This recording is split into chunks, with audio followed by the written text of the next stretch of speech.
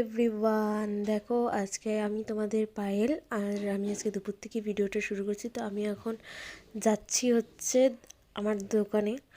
তো দেখো আমি বাড়ির থেকে বেরিয়ে গেছি। তো আজকের ওয়েদারটা খুব সুন্দর ওয়েদার। তো আমি রাস্তা দিয়ে হেঁটে হেঁটে যাচ্ছিলাম আর ওয়েদারটা দেখছিলাম, আর তোমাদের সাথেও শেয়ার করলাম ওয়েদারটা। তো আমার তো খুব ভালো লাগছিল ওয়েদারটা।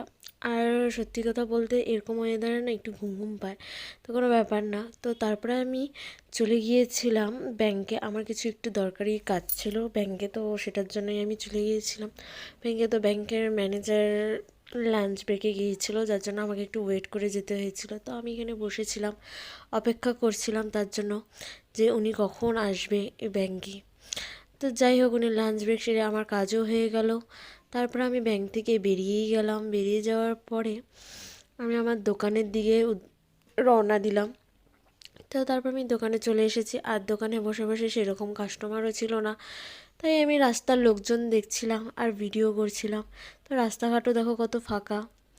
আমি একাই একার মতন বসে আছি, মোবাইল ঘাঁটছি, দেখছি রাস্তাঘাটের লোকজন দেখছি। আমি চুপচাপ বসেই আছি। সেরকম রাস্তাঘাটে সেরকম কোনো লোকজন ছিল না আজকে, খুব কম, একটু সুনসান টাইপেরই ছিল।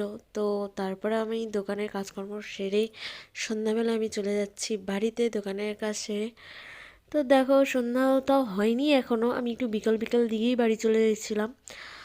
তো রাস্তায় তাও তখন একটু হালকা হালকা ভিড় ছিল।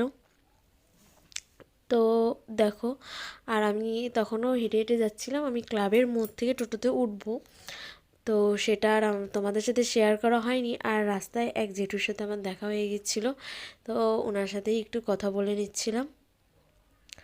তো যাই হোক, তারপর আমি বাড়ি চলে আসছি। বাড়ি চলে আসার পর আমি আমার সিংহাসনে বসে পড়েছি, আর ওদিকে আমার মা নিচে বসে জানি না কী করছিল, মোবাইলে কিছু একটা শুনছিলই। যাই হোক, তো আজকের ভিডিওটা এতটুকুই।